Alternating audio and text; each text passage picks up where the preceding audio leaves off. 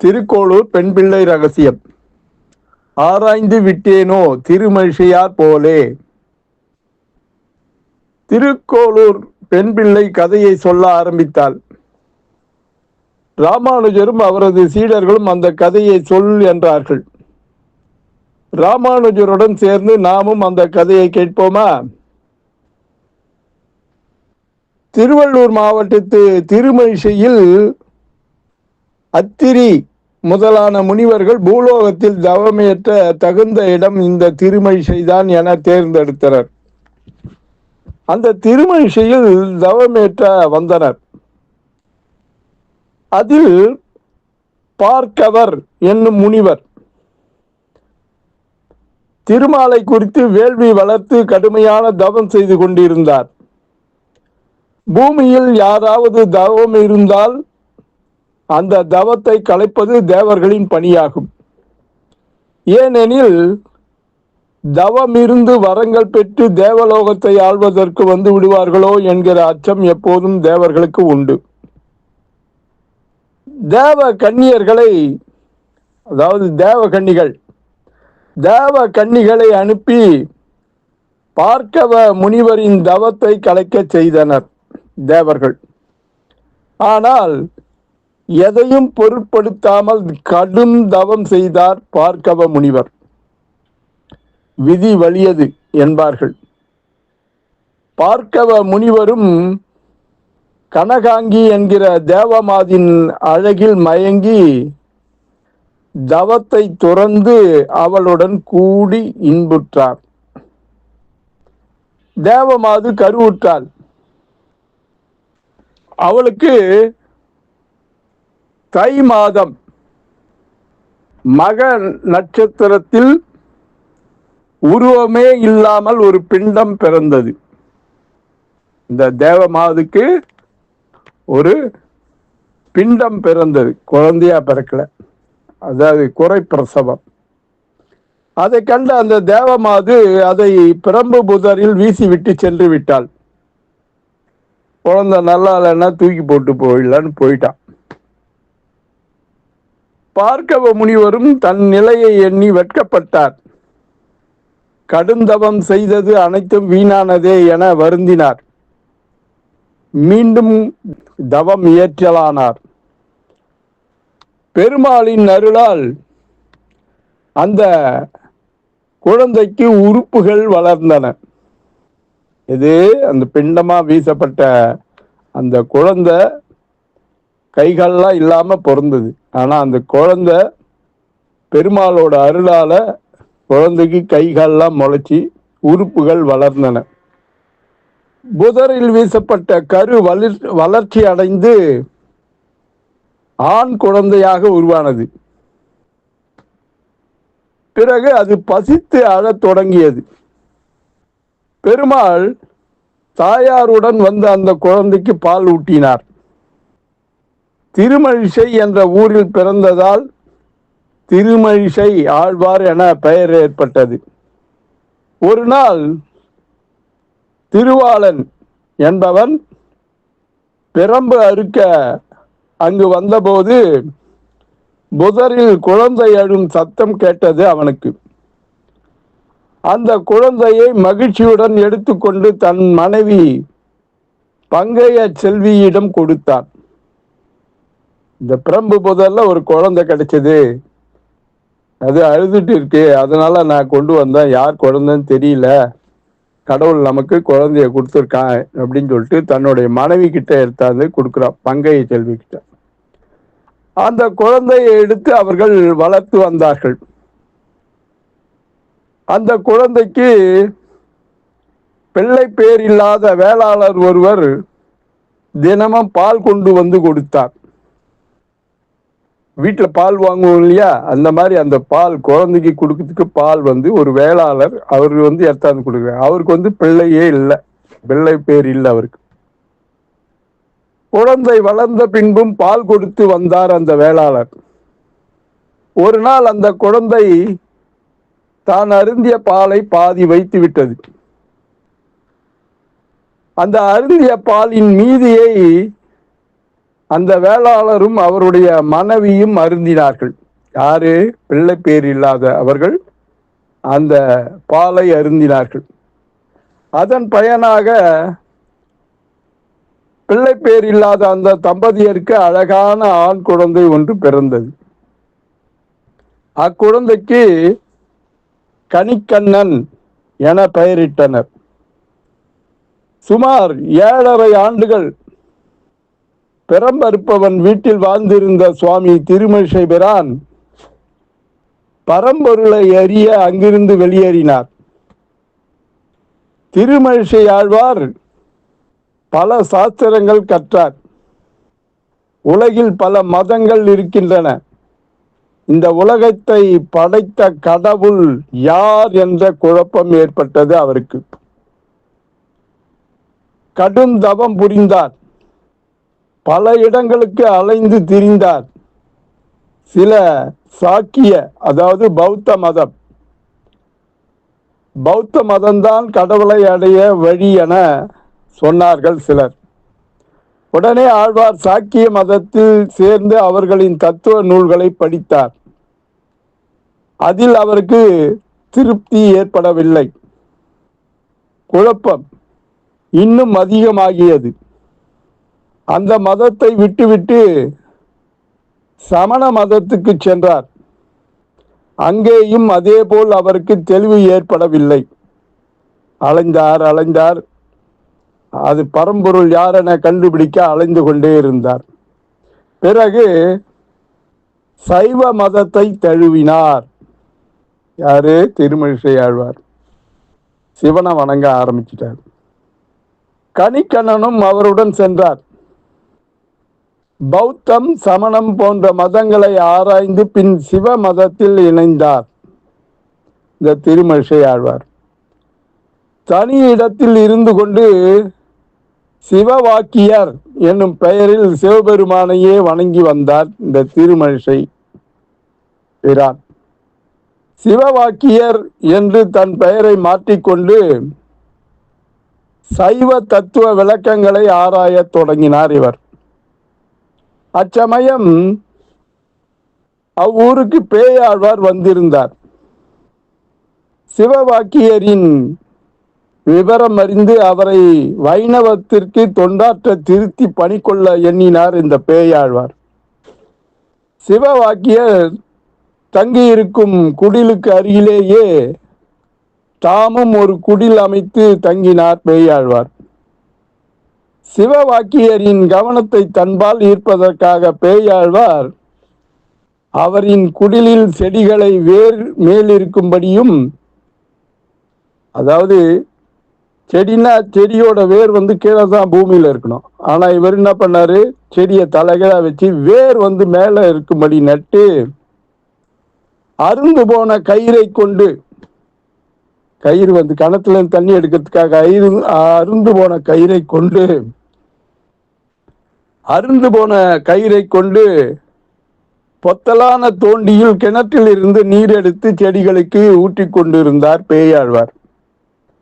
இதை கண்ட சிவவாக்கியர், நீர் என்ன பித்தனா என்று கேட்டார் பேயாழ்வாரை. அநேக மதங்களை ஆராய்ந்து திருமால் தான் முழு முதற் கடவுள் என தெரியாமல் அழிக்கும் கடவுளான சிவனையே முழு முதற் கடவுள் என்று வணங்கும் தாங்கள் தான் பித்தன் என்றார் பேயாழ்வார். அதற்கு சிவவாக்கியர், யாம் சமணம் கற்றோம், சாக்கியம் கற்றோம் என்றார். இருவருக்கும் வாதம் ஏற்பட்டு அவரவர் சமயங்களில் உள்ள கருத்துக்களை பரிமாறிக்கொண்டனர். முடிவில் பேயாழ்வாரிடம் தோற்று வைணவராக மாறினார் திருமழிசையார். அதன் பின்னர் தனது வாத திறமையாலும் யோக நிஷ்டையினாலும் பல யோகிகளை வெற்றி கண்டார் இந்த திருமழிசை பிரான். அப்போது சிவபெருமான் இவர் முன்னே தோன்றி, திருமழிசை பிரானே, உமக்கு வரம் தர நான் வந்துள்ளேன் என்றார். உடனே அவர், மோட்சம் அளிக்க தகுதி இல்லாதவனை நான் பார்க்க இயலாது என்றார் திருமழிசை ஆழ்வார். சிவனை பார்த்து சொல்றார், உனக்கு மோட்சம் அளிக்க தகுதி இல்லாதவன் நீ, எனக்கு மோட்சம் அளிக்க தகுதி இல்லாதவன் நீ, அதனால் நான் உன்னை பார்க்க இயலாது என்றார். சிவன் உடனே நெற்றிக்கண்ணை திறந்து கோபக்கனலை வீசினார். திருமழிசை பிரானும் திருமாலின் அருளால் தனது கால் கட்டை விரலில் கண்ணை திறந்து நெருப்பு பொறி பறக்க செய்தார். திருமாலோட அருளால இவருக்கு கால் கட்டை விரல்ல கண் இருக்கு. அதுலேருந்து தீப்பொறிய திறந்து சிவபெருமான் மேல வீசினார். சிவன் இவருடன் போட்டி போட்டு தோற்று இந்த திருமழிசையாரின் வைராகியத்தை எண்ணி வியந்து பக்திசாரர் என திருநாமமிட்டு சென்றார். சில காலம் கழிந்து காஞ்சிபுரம் வந்தார். கணிக்கண்ணனோட வந்தார். கணிக்கண்ணனோட காஞ்சிபுரம் வந்து கோமலவள்ளி தாயாரையும் யதோத்காரி பெருமாளையும் அங்க ஆலயத்திலேயே தங்கி வழிபட்டு வந்தார் இந்த திருமழிசை ஆழ்வார் என்கிற பக்திசாரர். அங்கே பக்திசாரருக்கு தொண்டி செய்து வந்தார் ஒரு வயதான மூதாட்டி ஒருவர். பக்திசாரர் இருந்த இடத்தை தினமும் சுத்தம் செய்து வந்தார். அந்த திருமழிசை ஆழ்வாரோட இடத்த தினமும் கூட்டி பெருக்கி மூழ்கி வைக்கிற வேலை அந்த வயதான அம்மாவுக்கு. அந்த வயதான அம்மா அந்த மூதாட்டியின் தொண்டினை பார்த்த திருமழிசை ஆழ்வார் என்ன பண்ணார்னா, இன்னும் பல காலம் நீ சேவை செய்ய வேண்டும் என்பதற்காக நான் உன்னை கன்னியாக மாற்றி விடுகிறேன் என மாற்றிவிட்டார். கன்னியாக மாற்றியவள் அவள் பேரெழில் கொண்டவளாக மாறிவிட்டாள். அழகுன்னா அழகு, அப்பேற்பட்ட அழகா அவ மாறிட்டான். அந்த மூதாட்டி பேரழகுல மாறிட்டான். அவளோட பேரழகில் மயங்கிய அவ்வூர் பல்லவ மன்னன் அவளை மணந்து கொண்டார். மன்னன் வயதானாலும் அவள் இளமையாகவே இருந்தாள். இதனால் மன்னனும் இளமையாக வேண்டும் என எண்ணினான். கணிக்கண்ணனை அணுகி திருமழிசை ஆழ்வாரிடம் சொல்லி என்னையும் இளமையாக்கி விடுமாறு கூறினான் அந்த மன்னன். ஆனால் திருமழிசையார் இவ்வுலக சுகத்திற்காக அருள் செய்ய மாட்டார் என்றான் அந்த கணிக்கண்ணன். திருமழிசை ஆழ்வாரின் அருள் கணிக்கண்ணனுக்கும் இருக்கும் என எண்ணிய மன்னன் கணிக்கண்ணனை பார்த்து என்னை குறித்து நீ ஒரு பாடல் பாடு என கேட்டான். கணிக்கண்ணன் மறுத்தார். மன்னன் கோபப்பட்டு அவனை ஊரை விட்டு வெளியேறுமாறு உத்தரவிட்டார். என்ன பாடுனா பாடல, அதனால நீ இந்த ஊர்ல இருக்க தேவை, போயிடு, வெளியே ஊரை விட்டு போ, இந்த காஞ்சிபுரத்திலேயே இருக்காத அப்படின்னு மன்னன் வந்து உத்தரவிட்டார். கலிக்கண்ணன் இந்த செய்தியை திருமழிசையாரிடம் தெரிவித்தார். உடனே திருமழிசையார் யதோத்காரி பெருமானை பார்த்து, கணிக்கண்ணன் இந்த ஊரை விட்டு போகிறான், காமரும் பூங்கட்சி மணிவண்ணா நீ கிடக்க வேண்டாம், துணிவுடைய சென்னா புலவனும் போகின்றேன், நீயும் முன்றன் பைனாக பாய் சுருட்டிக்கொள் அப்படின்னு அந்த யதோத்காரி பெருமாள் கிட்ட சொல்றாரு திருமழிசையார். கணிக்கண்ணன் போகின்றான், காமரு பூங்கட்சி மணிவண்ணா நீ கிடக்க வேண்டாம், துணிவுடைய சென்னா புலவனும் போகின்றேன், நீயும் முன்றன் பைனாக பாய் சுருட்டிக்கொள் என்று சொன்ன உடனே பெருமாள் என்ன பண்ணார், தன்னுடைய பாம்பனையை சுருட்டி கொண்டார். கணிக்கண்ணன் முன் செல்ல திருமழிசை ஆழ்வார் பின் செல்ல அவரின் பின்னால் பெருமாள் சென்றார். மூவரும் சென்று அருகில் இருக்கும் சிற்றூரில் ஓர் இரவு தங்கினர். அந்த கிராமத்துக்கு ஓர் இரவு இருக்கை என பெயர் வர காரணமாயிற்று. அந்த கிராமம்தான் தற்போது பெயர் மருவி ஓரிக்கை என்றானது. காஞ்சிபுரம் பக்கத்தில் இருக்க ஓரிக்கை. காஞ்சிபுரத்திலிருந்து உத்திரமேரூர் போற வழியில இருக்கு அந்த ஓரிக்கை.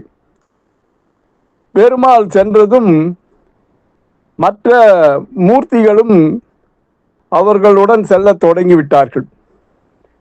காஞ்சிபுரமே இருளாய் போனது. காஞ்சிபுரம் இருள் சூழ்ந்து பொலிவிழந்து போனது. விவரம் அறிந்த மன்னன் ஓடோடி வந்தான். கணிக்கண்ணனை பார்த்து அவன் பாதம் பணிந்து கணிக்கண்ணனை காஞ்சிபுரம் திரும்பி வருமாறு வேண்டினான். கணிக்கண்ணனும் திருமழிசை ஆழ்வாரிடம் வேண்ட அவர் என்ன பண்ணார், பெருமாள் கிட்ட சொல்றார், கணிக்கண்ணன் போக்கொழிந்தான் காமரு பூங்கட்சி மணிவண்ணா நீ கிடக்க வேண்டும் துணிவுடைய சென்னா புலவனும் போக்கொழிந்தேன் நீயும் உந்தன் பைனாக பாயை விரித்து கொள் என்றவுடன் பெருமானும் அவ்வாறே செய்தான். அது முதல் பெருமாளுக்கு சொன்ன வண்ணம் செய்த பெருமாள். திருமழிசார் சொல்றத கேட்டு அது செஞ்சார் இல்லையா, சொன்ன வண்ணம் செய்த பெருமாள் என்ற பெயரும் உருவானது. நிர்மலா மனத்துடன் பக்தி செய்யும் பக்தனின் கட்டளைக்கு கட்டுப்படுகிறான் பகவான் என்கிற உண்மையை அறிகிறோம் அல்லவா? அவ்வாறே நாமும் செயல்படுவோம்.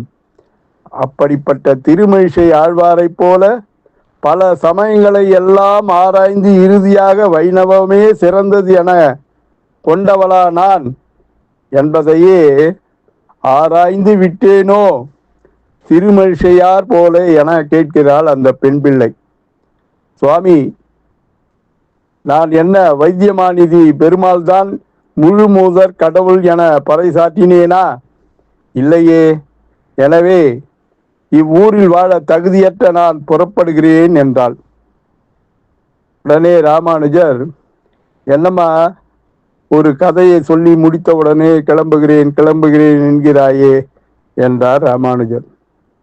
மேலும் அந்த திருக்கோளூர் பெண் பிள்ளை, அவன் சிறியன் என்றேனோ ஆழ்வாரை போலே என்றாள். இது என்னம்மா புது கதை என்றார் ராமானுஜர். அந்த கதையை சொல் என்றார். அந்த கதையை ராமானுஜருடன் சேர்ந்து நாமும் நாளை கேட்போமா? திருக்கோளூர் பெண் பிள்ளை ரகசியம் தொடரும். அன்புடன் எம் தலிகானந்தம், சேந்தமங்கலம். வணக்கம்.